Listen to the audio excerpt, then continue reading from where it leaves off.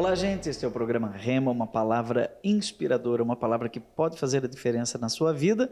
Sou o Padre Joãozinho, você está aqui na TV Evangelizar, também no meu canal no YouTube, Padre Joãozinho, e nós sempre temos a alegria de trazer um convidado, não é? Que tem uma palavra especial. E hoje esse convidado é o Rodrigo, né? Rodrigo Andrade, da PUC do Paraná. E além de pai, jardineiro e marceneiro amador, enófilo iniciante, ciclista e corredor em potencial.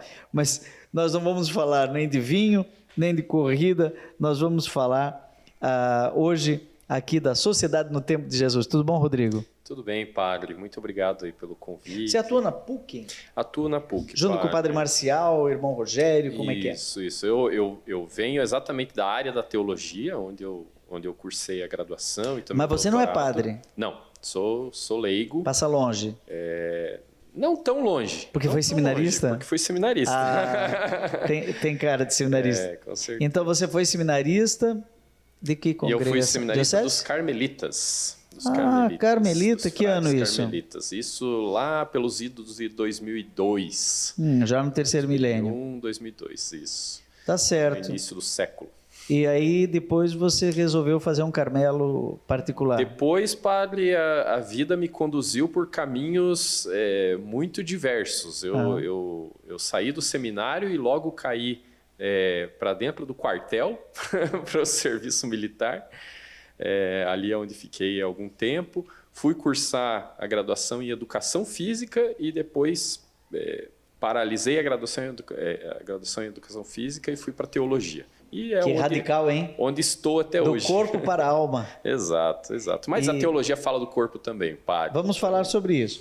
Mas deixa eu entender. Aí você, em 2002, ainda estava no seminário? Como que é? Isso. E nós estamos muito próximos. De lá para cá você já saiu, já foi militar, já casou e já tem filho? Casei em 2014. 2014. Alguns anos depois, né? Curitiba mesmo? Em 2014, sim, Curitiba. Qual é o nome da sua esposa? É a Tailaine. Conheci ela no grupo de jovens, então... Na paróquia. Na paróquia e tudo mais. É a mesma paróquia que a gente frequenta até hoje, inclusive. Tem um ou dois filhos? Quantos que Tenho um. Francisco. Francisco. O Chico tem 2 anos. Mas vocês casam em 2014, já era o Papa Francisco. Já era o Papa Francisco. E foi inspirado nele, o Francisco? Com certeza, padre, com certeza. De fato, o pontificado do Papa Francisco tem sido muito inspirador na minha vida. Né? Então, foi também uma homenagem a ele, mas também o pontificado de Francisco tem me aproximado muito da devoção a São Francisco. Né? Então, também foi uma homenagem ao santo. Né? Me conta um pouquinho, daí você foi fazer teologia na PUC. Fui fazer teologia na PUC, padre. Enfim, condições da vida, né? A minha mãe sempre atuou como empregada doméstica, então vivia eu, a minha mãe e o meu irmão, que era pequeno ainda. E então, por conta da educação física, na educação física eu tinha aula, era uma universidade pública, mas eu tinha aulas o dia todo. Então, não tinha condições de trabalhar. E aí, exatamente para poder colaborar em casa, com as finanças de casa, eu resolvi abandonar a Faculdade de Educação Física. E, na época, então, consegui uma bolsa de estudos para estudar teologia na PUC. Mas antes disso, padre, eu tinha feito um curso de extensão sobre teologia. Foi um curso de extensão que foi ministrado pela PUC, mas foi dado lá na minha paróquia, na época, né? Entendi. Então eu tinha sido já contaminado pelo mosquitinho ali, sabe?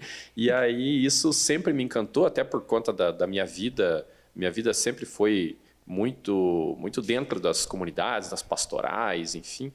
E eu tinha curiosidade sobre isso, né? Mas você começa a teologia em que ano? Eu começo a teologia em 2009. 2009? 2009. Antes de casar? Antes de casar. 9, aqui é 4 anos na PUC? 4 anos na 10, PUC. Aí 11, me formei 12, em 2012. 13. Me formei em 2012. 2012? Isso. Então já era teólogo? E aí em 2012, já era... Bacharel em teologia. Bacharel em teologia, exatamente. Porque o teólogo a gente vai se construindo, né, padre? Mas aí você vai e avança para mestrado e doutorado? Avancei para uma especialização, na qual, inclusive, tive o prazer de ter aula com o senhor. Uma Aquela dos especialização em maristas. gestão de processos pastorais, porque nessa época daí eu já Eu dei aula de atuava. doutrina social da igreja aqui em Curitiba. Exato, padre, exato. E muito boa, por sinal. Muito boa, uma perspectiva bastante interessante. Foi bem interessante. Processos pastorais, né? Exato. E nessa época, então, eu já atuava com os irmãos maristas, nas suas escolas sociais na época, né? E já avancei. Avancei para especialização, mestrado. O que você estudou no mestrado? Doutorado. No mestrado eu fui para outra área, porque desde a minha graduação eu passei a estudar muito uma perspectiva da relação da teologia com a sociedade, né? A presença religiosa no espaço público. Hoje isso tem um nome bonito, inclusive, se chama teologia pública, né? Então, desde a graduação, eu tinha muito essa curiosidade em torno dessa temática. E no mestrado, então, eu fui para uma outra área, fui para a área de políticas públicas, onde eu estudei Mas também... não foi na área de teologia? Não foi na área de teologia. Foi exatamente um mestrado em políticas públicas, né? E aí estudando exatamente qual a influência, especialmente dos jovens de grupos religiosos católicos. Na PUC também? Não, foi na Universidade Federal do Paraná, essa. Interessante. Mas com base no diploma de graduação em teologia? Com base no diploma de graduação em teologia, onde eu tinha estudado já a pastoral da juventude. E seu TCC era isso? Meu TCC foi esse. Depois, no mestrado, eu avancei para pesquisar um pouco a perspectiva da influência dessa juventude católica na formulação de políticas públicas para a juventude. Então, você estudou, na sua graduação, a pastoral da juventude? Sim, estudei Ou das juventudes? Pastoral das juventudes como um todo, né, padre? Porque não foi apenas Qual a diferença para quem está nos ouvindo hoje? Se falar em pastoral da juventude e das juventudes. Isso. Pastoral da juventude é um dos grupos muito bem estabelecido na igreja, que nasce lá na década de 80. Jorge Boran? Com o padre Jorge Boran. Também Juventude padre, Grande Desafio? Isso, padre Hilário Dick, tantos outros que tiveram até chegar no Deus é Jovem do Francisco vai ter muita água para correr. Muito. Então a pastoral da juventude tem essa história, enfim, mas ao longo do tempo foram surgindo outros agrupamentos jovens com carismas diversos também na igreja, né? E exatamente o que eu fui estudar depois foi exatamente essa influência desses carismas das juventudes, como eles se relacionam com a vida em sociedade, né? Porque de uma forma ou de outra essa perspectiva religiosa tem uma influência muito grande também na nossa vida em sociedade, especialmente num país como o nosso, que teve uma colonização, uma influência, uma cultura toda alicerçada muito na perspectiva da igreja, né? Então, essa foi um pouco a minha trajetória. E depois, no doutorado, eu voltei para a teologia, aí sim, a teologia novamente na PUC, ainda estudando essa perspectiva... Você juntou daí as duas coisas. Ainda estudando essa perspectiva da influência religiosa na sociedade, mas avançando para uma perspectiva ecumênica. Então, a influência das igrejas, como um todo, das igrejas cristãs, isso, das igrejas cristãs, a influência delas em torno da construção da democracia, né? Especialmente da década de 90 para cá, né? Com a redemocratização do país. Aí você foi sempre trabalhando a praça e a prece. Exato. Ou a prece e a praça. Isso. A missa e a missão. A mística e a militância. Muito boa o céu e a terra. Essa relação. Seu negócio é coração que tem sístole e diástole. Você tem o lado direito e o lado esquerdo do cérebro. E essa coisa. E como é que você vê esse mundo polarizado que a gente tem hoje? Então, padre, isso Eu acho que o seu microfone deu uma andada aí. Foi da terra para o céu. Aí, rapaz. Ele está revoltado. Pode deixar assim mesmo. Eu acho que tem a ver com o seu tema do mestrado e do doutorado. É porque você falou que é jardineiro, mas não falou aqui que era... Como é que chama isso daí? Engenheiro elétrico. Técnico audiovisual. Técnico audiovisual. Mas aí você estava falando da questão da céu e terra, mística e militância. Isso, padre. Então, de fato, assim, há muitos há muitas perspectivas de polos diferentes, né? Hoje, que se relacionam e que, historicamente, as coisas não estão separadas. Como diz o próprio Papa Francisco na Laudato Si, tudo está interligado. Né? Isso. Tudo está interligado. Entretanto, hoje, a gente vê emergir novamente diversas perspectivas que são perspectivas de um polo único, né? Onde reivindicam para si uma verdade absoluta, numa perspectiva de que somente a sua visão de mundo é que está correta, né? E isso, politicamente, nós chamamos de totalitarismos, né? Religiosamente, chamamos de fundamentalismos, o que é um perigo, seja para a religião, seja para a sociedade. A partir do momento que nós nos dividimos de tal forma que não somos capazes de dialogar, isso é um perigo para a humanidade como um todo, né? Para a humanidade. Porque passa ao largo do diálogo, né? Totalmente, padre. Veja, na história da igreja, a igreja sempre manteve no seu seio diversos carismas, diversas perspectivas. A igreja jamais colocou uma única perspectiva como a correta, como absoluta, né? A igreja dá orientações aos seus fiéis, enfim, mas está aí. Se a gente olha hoje, inclusive, para a diversidade de carismas que nós temos na igreja, as diferentes perspectivas de mundo, inclusive, mas todos conseguem formar uma unidade na diversidade. Então, a questão é isso, não se trata de uma uniformidade, é uma unidade, né? Uniformidade é quando eu quero que todo mundo pense igualzinho. Mas parece que existe uma dinâmica aí que Durkheim, já no século XIX, aquele sociólogo, né? Ele captou que ele chamou de solidariedade mecânica, né? Não sei se você passou por esse conceito, que é a solidariedade tribal. Eu sou corintiano, não quero conversa com palmeirense. Eu sou palmeirense, não quero conversa com São Paulino. E torço para o meu time. Então, há um espírito de tribo, de partido, mas parece que já no cristianismo primitivo havia esse mecanismo, né? Esse corporativismo, não corporatividade, somos o corpo de Cristo. Paulo até chega a dizer, vocês estão dividindo o corpo de Cristo, então parece que a coisa não é tão nova. E vamos mais atrás ainda, né, padre? Quando nós vamos lá para a narrativa da criação no Gênesis, a gente já encontra o ser humano com o seu pecado de querer ser como Deus, né? Querer ser como Deus. Aí vai erguendo a torre de Babel. E no fundo, é esse o nosso grande pecado. O tempo todo a gente está querendo ser como Deus. Daí você chama isso de totalitarismo. Exato, porque se trata desse totalitarismo. A minha visão, a minha perspectiva, eu imponho sobre os demais. Então, eu atuo como uma espécie de um Deus que imponho a minha verdade, imponho as minhas condições às outras pessoas e todos precisam só que o totalitarismo não convive muito bem com a lei, né? Não. Porque Luiz XV fala, letácia moá. O Estado sou eu. O Estado sou eu. Exato. Né? Eu não preciso parar no sinal vermelho. Por quê? Porque eu sou o rei. Né? E hoje eu acho que existe muito essa anomia. Padre, né? Eu diria sem mais, lei. O totalitarismo não é que ele não se dá com a lei, mas ele se acha a própria lei. Né? Ele se acha a própria lei. Então, os totalitaristas, os absolutistas, eles se colocam como a própria lei. Então, ele faz a lei ao seu bel prazer, né? Aquilo que o beneficia, aquilo que beneficia. A lei sou eu. Exato. Então, parafraseando o rei, né, de que o Estado sou eu, a lei sou eu, nessa perspectiva.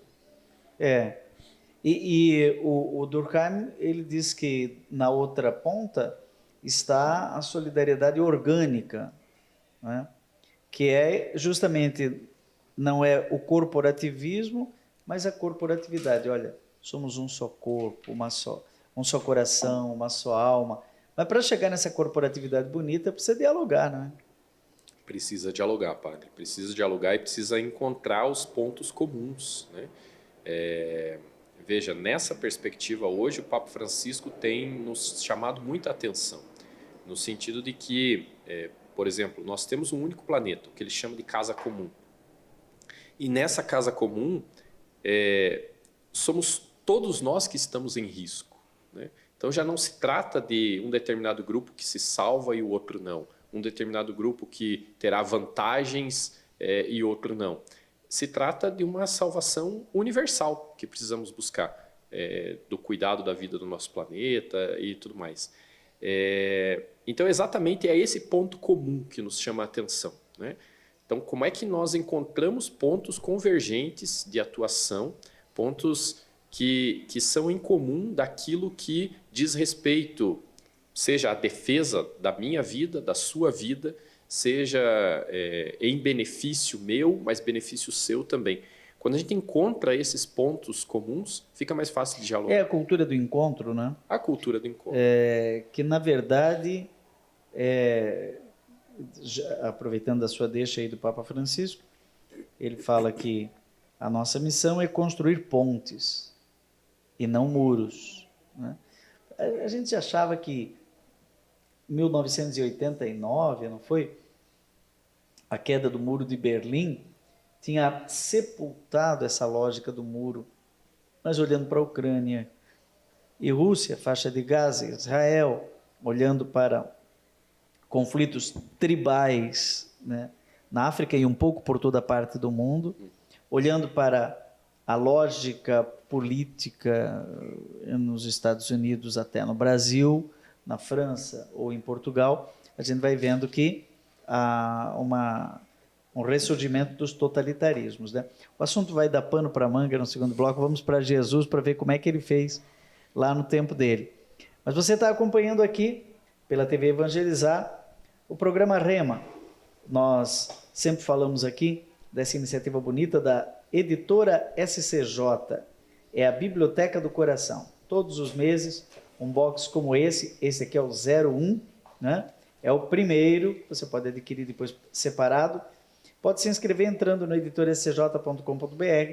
Primeiro livro do Padre Zezinho, Um Coração para Amar. Já está para sair o segundo box, já saiu, na verdade. O segundo box, que é Amar como Jesus amou, e já estamos esperando aí o terceiro, que é Segredo. Essa é uma trilogia do coração feita pelo Padre Zezinho. Você pode acessar a Editora SCJ, está aparecendo aí na sua tela, e tornar-se um membro fundador da Biblioteca do Coração. A gente vai fazer um breve intervalo e volta já. Não perca mais nenhum vídeo da TV Evangelizar. Inscreva-se agora.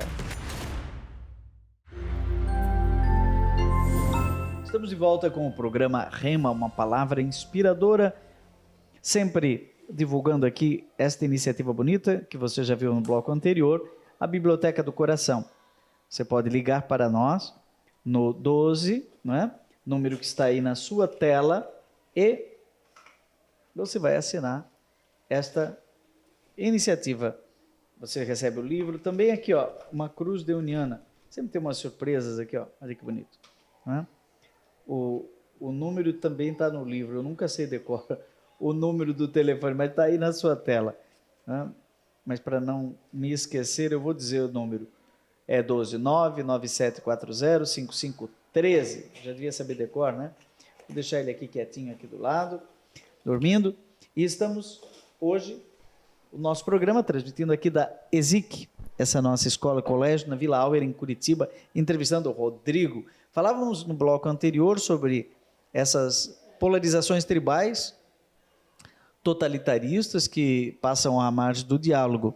Parece que no tempo de Jesus também tinha isso, né? Ele foi uma das vítimas. A morte de Cristo também foi fruto de uma polarização, né? Mas me parece que você, nessa sua trajetória de teologia, de políticas públicas e mestrado e doutorado, você estudou como é que era essa sociedade no tempo de Jesus. Será que tem alguma coisa a ver com a sociedade de hoje? Muita coisa a ver, padre. Muita coisa a ver, porque exatamente essa inspiração, né, para mim sempre suscitou essa curiosidade de perceber como Jesus atuava frente a esse cenário, esse contexto social. Às vezes nós, enquanto cristãos, cristãs, no mundo atual, a gente a gente se vê meio perdido. Como atuar, como dialogar, como fazer? E a nossa inspiração vai exatamente em Jesus, que conviveu numa sociedade que, se hoje nós percebemos uma sociedade em conflito, no tempo dele muito mais, né? Vamos lembrar que no tempo dele havia um império, o Império Romano, que dominava boa parte do mundo conhecido na época, inclusive o território onde Jesus viveu, que é esse território da Palestina, né? Conhecida ali no Oriente Médio como a Crescente Fértil, né? Aquele trecho que não é totalmente deserto ainda, mas ao mesmo tempo está muito próximo, seja do continente europeu, seja do continente africano, inclusive servindo de passagem para muitos viajantes na época por ali, né? E exatamente a disputa desse território ao longo de séculos e séculos, muito antes dos romanos, inclusive. Vamos lembrar que esse território era um território dominado, foi dominado pelos egípcios, depois pelos assírios, pela Pérsia, pelos babilônicos, tantas civilizações que dominaram esse território. Inclusive, depois dos romanos, continuou sendo dominado, né? E exatamente essa dominação do território foi o que fez com que surgissem diversos grupos políticos, grupos religiosos, grupos de interesse na época, com os quais Jesus dialogou, né? Dialogou, em alguns casos, de uma maneira mais pacífica, e em alguns casos de um modo até conflitivo, né? Exatamente apontando para a hipocrisia de muitos deles, que impunham sobre o seu povo questões que eram mais pesadas ainda do que a própria realidade, né? Ou seja, a realidade de ser um território dominado por um império, dominado por uma nação estrangeira, já era algo que pesava sobre as costas do povo, e ainda assim algumas lideranças se utilizavam da religião para colocar um jugo maior ainda sobre as costas do povo. É aquilo que Jesus denuncia. Deixa eu entender. Então, nós estamos no tempo de Jesus, falando de 2000 anos atrás. Nesse período, essa faixa de terra que você chamou de Crescente Fértil, né? Que era basicamente a Galileia e a Judéia, a Galileia ao norte, né? E a Judéia ao sul. Se formos entender a Galileia com o seu Lago de Tiberíades, ou com o Mar da Galileia, né? E a Judéia com o Mar Morto. A Judéia com Jerusalém, a Galileia com acampamentos romanos, a cidade de Tiberíades, a cidade de Cafarnaum, a cidade de Nazaré. A Judéia, pertinho de Jerusalém, com a cidade de Belém, Raim Carim, onde morava Isabel, Zacarias. Então nós estamos falando no meio desse território com o Mar da Galileia, aqui com o Mar Morto, um rio que vai de um lado no outro, que é o Rio Jordão. E isso é tudo que nós temos em Israel, do ponto de vista geográfico. Mas como é que é essa dominação romana? No tempo de Jesus, a gente sabe, ele foi julgado por Pôncio Pilatos, era um governador romano, né? Como é que é isso? Como é que chegou a isso? Então, padre, primeiro é importante a gente poder entender como que se dava essa dominação romana, né? Então, Roma era um grande império, um império militar e político na época, que impunha sua dominação sobre os territórios, uma dominação de interesse basicamente econômico e estratégico, militarmente, né? Econômico porque era uma fonte de arrecadação de riquezas de diversos territórios, e estrategicamente militar também para poder se defender de eventuais povos inimigos ou algo assim que quisessem chegar até Roma. Então, se a gente olha para a geografia ali do mar Mediterrâneo, a gente vê que a Península Itálica, que é onde se situa até hoje a cidade de Roma, ela está exatamente no meio, né? E todo o território em volta, que vai desde a Espanha, passando pela Grécia, depois ali pelo Oriente Médio e também o norte da África, todo esse território era dominado pelos romanos. Mar Mediterrâneo. no mar Mediterrâneo, Que ele chamado chamava Mare Nostrum. Mare Nostrum. Mare Nostrum, exatamente. Dominavam, inclusive, as navegações desse mar, que era exatamente um itinerário de rota de comércio, né? Muito. E tem uma pequena muito saída para o estratégico. Atlântico, que é o Estreito de Gibraltar, né? Exato, entre Espanha e Marrocos. Espanha e né? Marrocos, Uhum. que não tem ponte, Não. apesar de ser só 14 quilômetros. Mas sabe quantos metros de fundura? 900. 900 metros. 900 metros de fundura. Isso é o que impede a construção de uma ponte, por E exemplo. também de uma passagem subterrânea. Já houve uma tentativa de arquitetônica, não, como é que é? De engenharia, de fazer então por baixo. Né? Mas até hoje não deu certo. Também porque eu acho que não interessa tanto para a Europa ter uma passagem tão livre entre África e Europa. Mas esse pequeno estreito vai dar num grande lago chamado Mar, né? E de fato é um mar porque é de água salgada, que é o Mar Mediterrâneo, Mare Nostrum, que banha o litoral de Israel. Isso. Não temos nenhuma passagem na Bíblia em que Jesus tenha estado na beira do mar Mediterrâneo. Engraçado, né? Curioso, né, padre? Sempre que diz que Jesus andou na beira do mar, e Tiberíades, Tel Aviv, né? É banhada pelo mar Mediterrâneo. E Jesus nunca chegou ali. Provavelmente deve ter passado. Também não temos passagem de Jesus no Mar Morto. Mas o tempo inteiro, quando fala andando na beira do mar, na verdade era um pequeno lago, né? O Lago da Galileia. Mas e aí? Curioso isso, padre, porque todo esse litoral da Palestina, no tempo de Jesus, tinha uma grandíssima dominação romana. Então, a presença militar nesse litoral do mar Mediterrâneo era muito grande. Até hoje tem um anfiteatro, né? Romano grande, enorme, lindo, ainda preservado, né? Que demonstra uma grande presença ali, inclusive na Galileia, né? Perto de Nazaré havia um acampamento romano. Sim.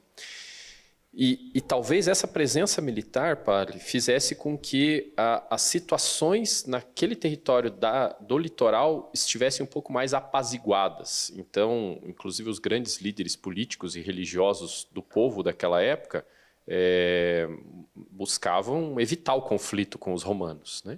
Então, talvez esse tenha sido também o motivo pelo qual a gente não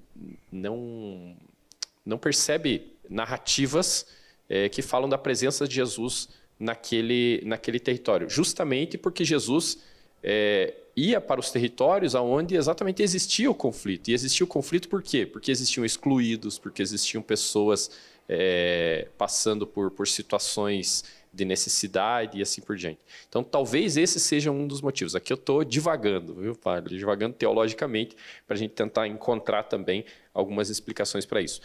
Mas, de fato, padre, vamos lembrar que esse território da Palestina é um território do que a gente chamava de província imperial, né? O Império Romano se dividia entre províncias senatoriais e províncias imperiais. Províncias senatoriais eram aquelas que já estavam apaziguadas, que não tinham conflitos e cujo governador era nomeado pelo Senado de Roma. E as províncias imperiais eram exatamente territórios que estavam ainda em conflito, que havia resistência por parte do povo, e por isso mesmo o próprio imperador é que se responsabilizava por nomear generais e comandantes, enfim, para poder apaziguar esses territórios. E o território da Palestina é um desses territórios de província imperial, ou seja, onde o imperador tinha uma influência direta, né, ali naquele território, nomeando inclusive os governadores, interventores, para apaziguar aquele território. Por isso que parece que é negócio.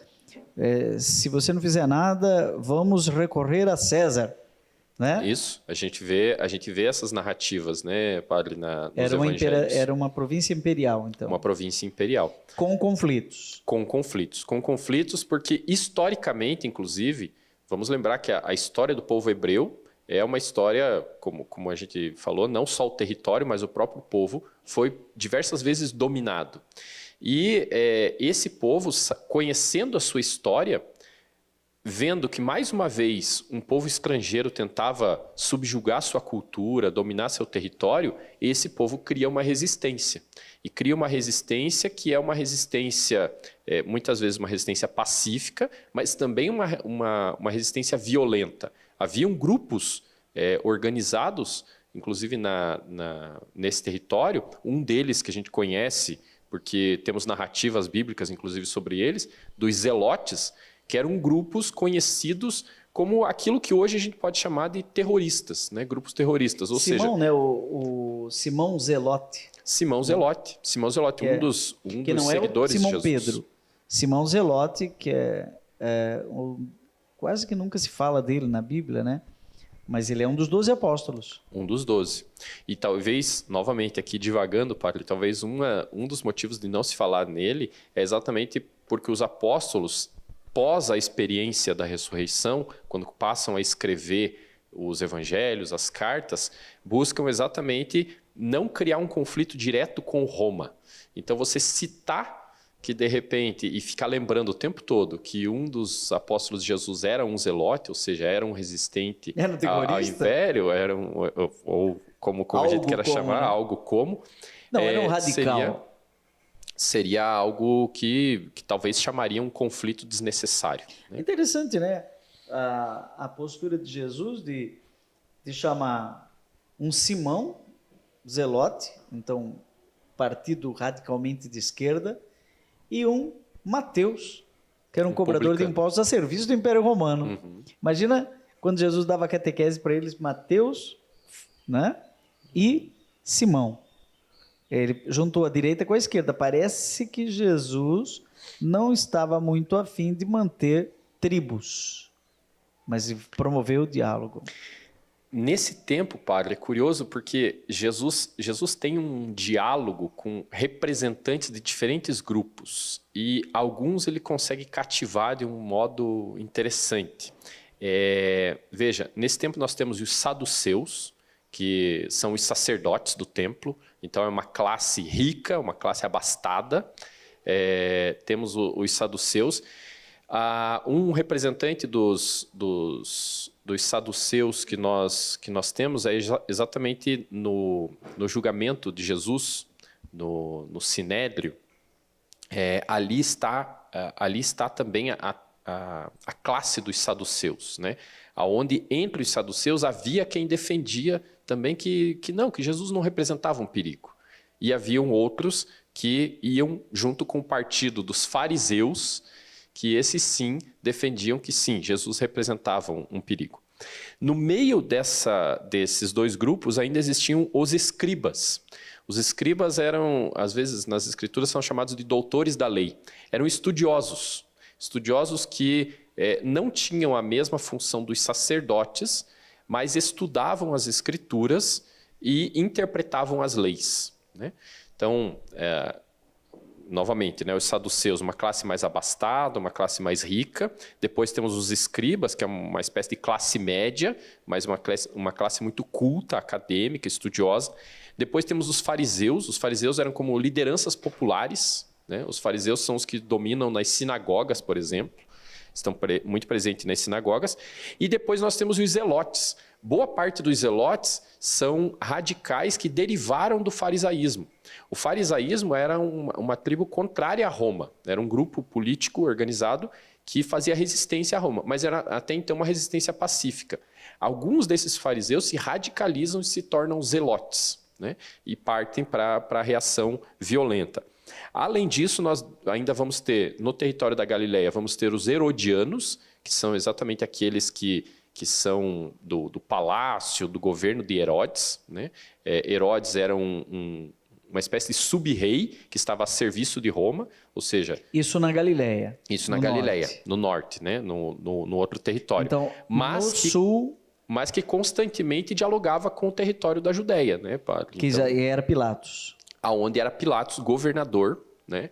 Governador da Judéia, que era o interventor, né? Direto. Ele está nos acompanhando, a gente está tentando fazer um desenho aqui da sociedade no tempo de Jesus, como a sociedade de hoje. Se você, daqui a 200 anos, quiser desenhar a sociedade de hoje, aquela polarização lá no início do século XXI, como é que era? E vai ter que dizer, tinha direita, tinha esquerda. tinha esse personagem, tem aquele personagem, tinha essa filosofia, tem aquela filosofia, tem essa ideologia, aquela ideologia. E é um emaranhado de coisas que, no meio, tem uma pessoa chamada Jesus.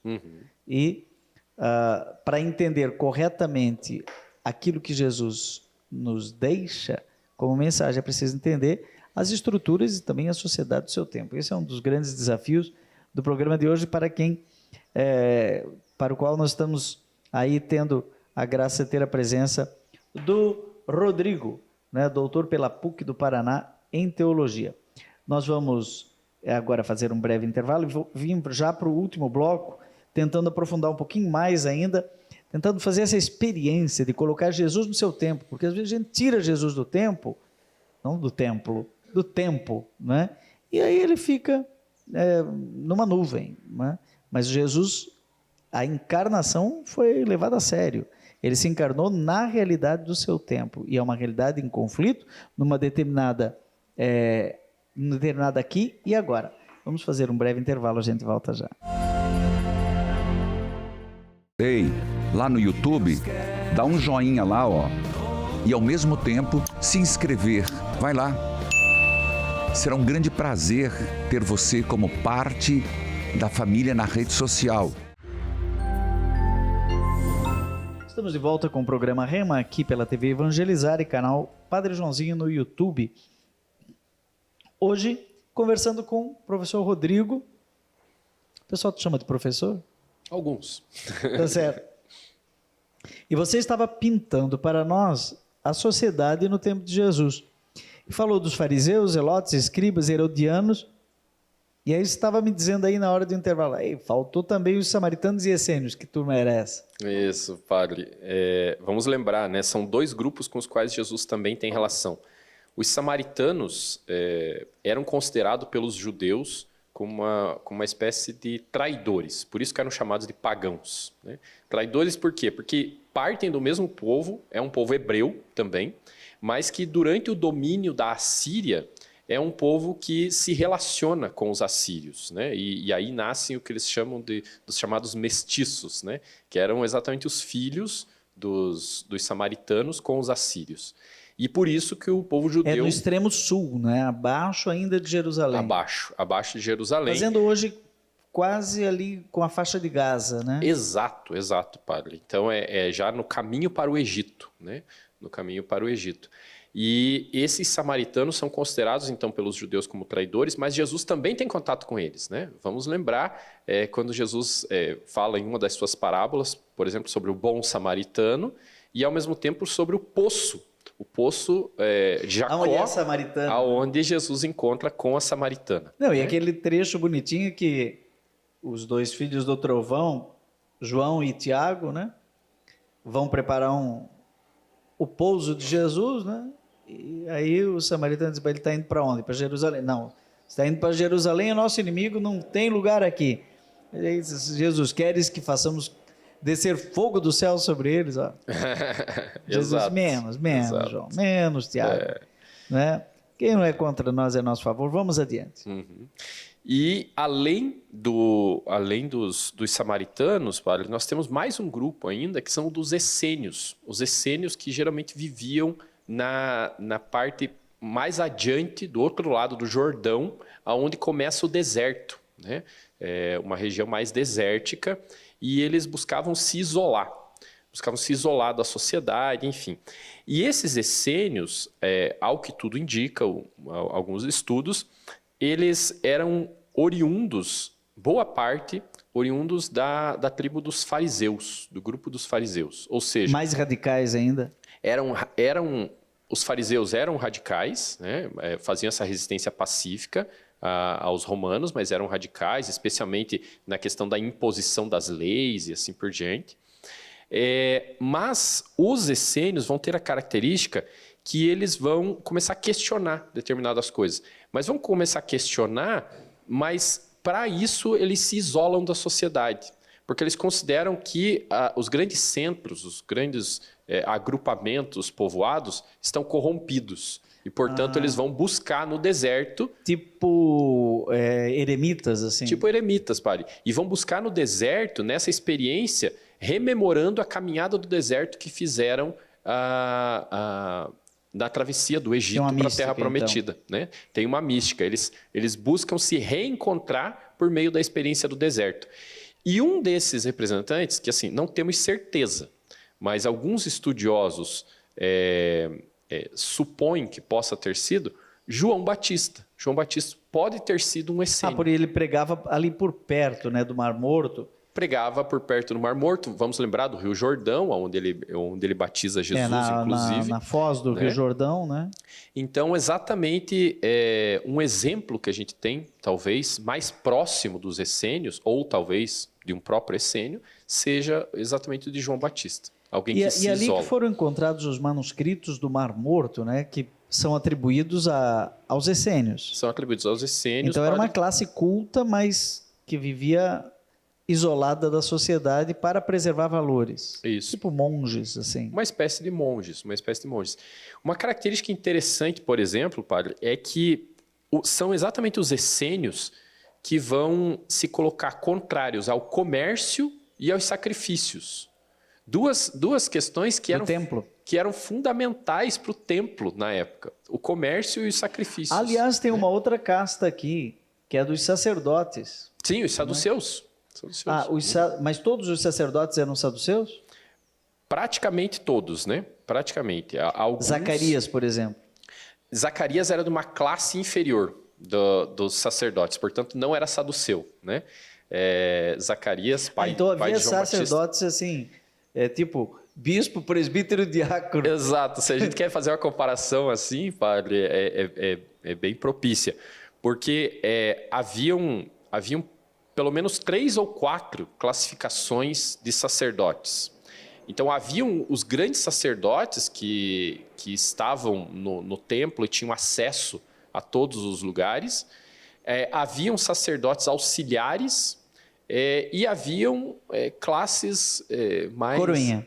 Uma espécie de coroinha.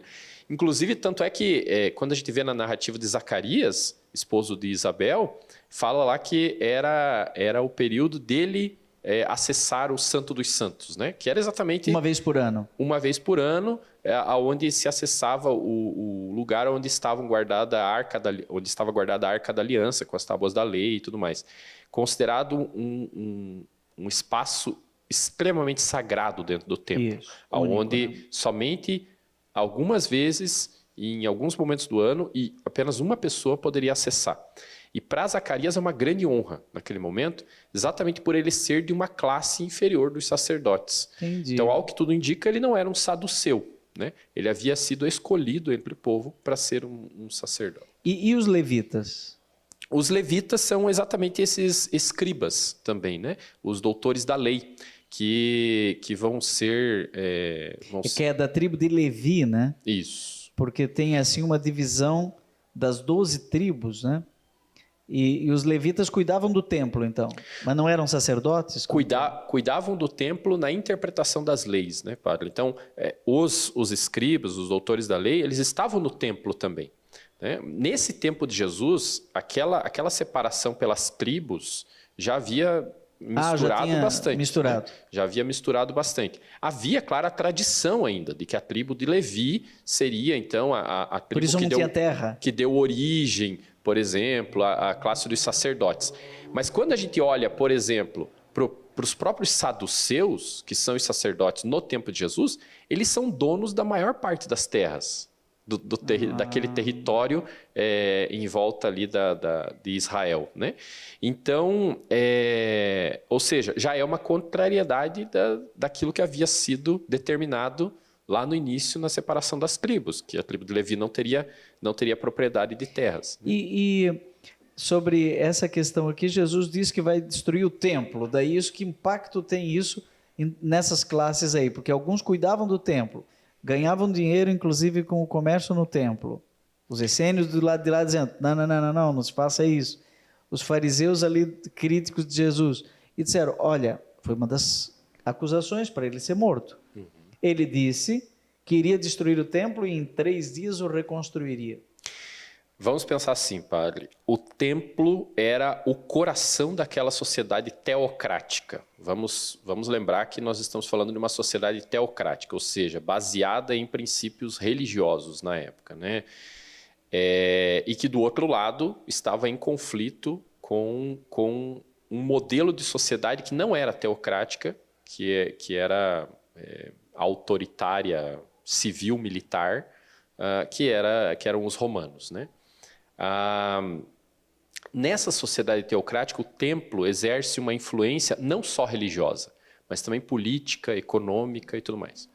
Quando Jesus fala que vai destruir o templo, Jesus está colocando em xeque todo esse arcabouço, toda essa estrutura econômica, política, cultural, religiosa que estava imposta na época. Vou citar um exemplo, padre, e esse exemplo é bastante interessante para a gente compreender.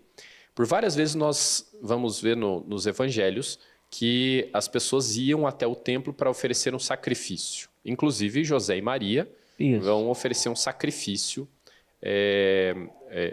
por ocasião do nascimento de Jesus, né? Só que imagine, padre, José e Maria viajando, seja de Belém, não se sabe se eles viajaram direto de Belém para Jerusalém ou se vieram de Nazaré para Jerusalém. Imagine, padre, carregar um animal a uma distância assim, numa viagem a pé, se o animal de fato chegaria sem nenhum tipo de lesão. Porque vamos lembrar que os sacrifícios dos animais, o animal precisava estar em perfeito estado. Não poderiam ser animais doentes, não poderiam ser animais feridos. Tinham que ser animais em perfeito estado. Então o que acontecia, padre? As pessoas geralmente não levavam das suas casas o animal para poder oferecer. Elas iam até o templo e em volta do templo havia um comércio que vendia esses animais. Em condições. Em condições. Então, no caso dos mais pobres, que era o caso de Maria e José, só tinham como oferecer um par de pombinhas, exatamente porque eram animais menores, né? Animais menores, ou seja, mais baratos.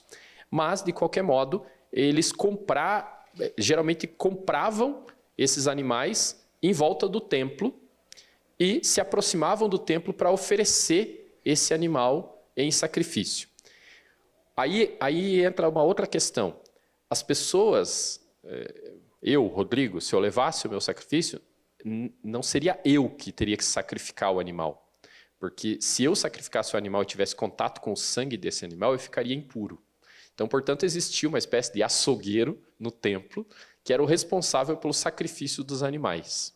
E eu pagava uma taxa a mais para essa pessoa. Quer dizer, havia todo um comércio em torno disso. Havia um comércio. E por último ainda, padre, depois desses sacrifícios, uma parte, as carnes mais nobres, iam para a alimentação exatamente dos saduceus, enfim, dos sacerdotes do templo, e uma parte menos nobre era vendida para o povo em volta do templo novamente, né? Em espécie de açougues em torno do templo. As partes menos nobres, que não eram oferecidas ali em holocausto e tudo mais, no templo, eram vendidas novamente. Ou seja, o povo pagava pelo animal, pagava para sacrificar o animal e depois pagava pela carne do animal para poder se alimentar. Uma coisa que eu não estou entendendo, está faltando alguma classe aqui nessas todas que a gente colocou da sociedade do tempo de Jesus, porque fiquei pensando assim, e qual era a classe de Jesus? Porque ele não era fariseu, não era zelota, não era escriba, não era herodiano, não era samaritano, não era essênio, porque diziam que ele não era como João Batista, um rigoroso asceta, né? Até diziam, ele bebe, ele transforma água em vinho, né? Enfim. E ele não era sacerdote, não era levita. Havia alguma classe assim do povão, porque Maria também não era nada disso, né? José não era nada disso, né? Alguém que não era de classe nenhuma, o tal do povão. Nesse sentido, padre, acho que a palavra povão é que melhor se aplica, porque era um povo que muitas vezes não estava alinhado diretamente a um grupo social, religioso específico, né? A grande parte do povo não estava alinhado a um grupo específico. Esses grupos que nós definimos aqui, geralmente eram grupos das lideranças, né? Pessoas que atuavam como líderes do seu povo. Como se fossem partidos políticos? Como se fossem partidos políticos na época, né?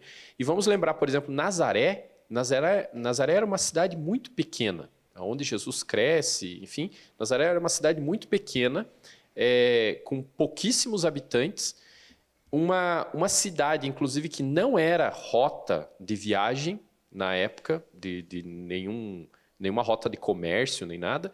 Então, Nazaré era uma cidade realmente esquecida naquele rincão, né? E exatamente por ser esquecida... Pode vir alguma coisa boa de Nazaré? E exatamente por ser esquecida... Pedro também, né? Não, o Galileu, né? O Galileu tinha um sotaque. Sim. Né? Ao que tudo indica, eles tinham um modo de falar. Um modo de falar que era reconhecido. Acaso tu não és Galileu? Pedro fala com aquela mulher lá, né? E tenta disfarçar. E o fato de Jesus ter vivido boa parte da sua vida na Galileia, especialmente em Nazaré, faz com que, exatamente por ter sido uma cidade que estava distante dessas disputas de poder, ela não tenha sido tão contaminada por esses grupos, né? Ou seja, ou melhor dizendo, disputada por esses grupos, porque esses grupos também disputavam a atenção do povo, né? Então, Nazaré estava lá no canto dela. Havia uma sinagoga, sim, ao que tudo indica, porque inclusive vemos nos evangelhos que Jesus estava na sua cidade, no dia de sábado entrou na sinagoga e abriu o livro de Isaías, né? Onde ele lê. Então, se havia uma sinagoga, provavelmente haviam fariseus, porque eram os fariseus que cuidavam das sinagogas na época, mas talvez não com esse radicalismo todo que nós vemos, por exemplo, em Jerusalém. Jerusalém era a grande capital da efervescência. Porque nós já estamos indo para o final desse programa, mas o professor Rodrigo voltará, né, para falar de outras coisas também. Ele atua aí na área de economia de Francisco, Pacto Educativo Global, enfim, outras coisas, né? Hoje é só sociedade no tempo de Jesus, que é interessantíssimo. A maioria das pessoas não ouve essas palavras no Evangelho, quando se proclama, o levita, porque é um escriba, porque é um samaritano, né? Mas questão de tempo, né? Assim, convenciona-se dizer que Abraão seria lá para 2000 antes de Cristo. O tempo que nós temos depois de Cristo, tem antes de Cristo, vai até Abraão, José do Egito, entrada em Israel. Jesus, a dominação romana ali pelo 63 antes de Cristo, muito próximo de Jesus. E aí a coisa vai se tornando mais virulenta no próprio tempo de Jesus, né? E como que é isso? Aí, depois de Jesus, ele não destrói o templo, mas o templo acaba sendo destruído e Israel está disperso, né? Até ser reconstituído o Estado de Israel após a Segunda Guerra Mundial, com a liderança de um brasileiro, né? Exato, padre. Veja, então, exatamente isso, nesse contexto que o padre traz e retomando, né? Então, quando Jesus diz que vai destruir o templo, ele não está falando de uma questão material, mas simbólica, né? Simbólica, ou seja, o meu reino, que ele fala não é deste mundo, o meu reino não compactua com esse modelo econômico, social, político, religioso que está estabelecido aqui. Um modelo que explora o povo, um modelo que disputa atenção e disputa poder, um modelo que muitas vezes se vende ao poder estrangeiro de dominação romana. Enfim, então, ou seja, o reino de Deus não é isso, né? E, de fato, padre, Jesus vive no momento da efervescência do Império Romano, né? Logo após ali, fazia pouco tempo que havia morrido Júlio César, né? O primeiro triunvirato de Roma e tudo mais. Tanto Logo depois viria Nero, né? Logo depois de Jesus, na época dos apóstolos, inclusive, vem Nero, que inclusive temos, em Roma, temos as várias histórias, né, de Nero, que utilizava cristãos como combustível para as tochas de fogo e tudo mais. Então, o domínio romano permanece após Jesus. Mas talvez, e aqui eu arrisco como teólogo fazer uma citação, padre, de que talvez Jesus nesse momento, estava menos preocupado com a dominação romana, que todo mundo estava preocupado, mas ele talvez estava menos preocupado com a dominação romana e mais preocupado com aquilo que as pessoas estavam se transformando por conta, em nome de um combate ao domínio romano. Ou seja, as pessoas se tornam violentas, as pessoas se tornam más, as pessoas justificam suas maldades em nome de um bem maior. E Jesus questiona, né? Isso. Porque Jesus diz assim, ide por todo o mundo. Então, aquele particularismo, aquele tribalismo que provocou totalitarismo, né? Que provoca essas polarizações tribais, né? Jesus diz, não, olha aqui, vamos fazer do mundo um reino de irmãos, né? Como disse o Papa Francisco numa recente encíclica, Fratelli Tutti, né? Todos irmãos. Esse sonho da fraternidade universal é extremamente revolucionário nesse mundo tão fragmentado e continua sendo hoje, não é, professor? Exatamente, padre. Veja, Jesus não se abstém de conversar, inclusive com os romanos. Lembra-se do centurião, né, padre? Que nós, em todas as missas, nós ainda lembramos das palavras daquele centurião. Senhor, eu não sou digno que entreis em minha morada. Poucas vezes em Israel eu encontrei tamanha fé. Né? Então, Jesus não se abstém de conversar com nenhum grupo. O projeto de Jesus, o projeto do reino de Deus é para todos e todas. Não exclui ninguém, não exclui nenhuma das classes. A questão é, qual a resposta que cada um desses grupos vai dar a esse projeto? Continua sendo uma contramão da história, né? Totalmente. Jesus continua na contramão da história ainda hoje, contando. E quem se alinhar a Jesus, provavelmente vai sentir o peso da sua cruz. É o caso dos mártires e daqueles que recebem o martírio digital também, né? Porque fale na internet a favor da fraternidade que você vai saber o peso da cruz de Cristo. Bom, obrigado, Rodrigo, por essa contribuição provocativa para conhecermos melhor as coisas do tempo de Jesus, e aguarde aí para frente, ele volta falando de coisas como isso tem impacto hoje em tempos de Papa Francisco. Agradecemos a sua audiência, fique conosco e Padre Reginaldo Manzotti, hora da experiência de Deus. Um abraço e até mais.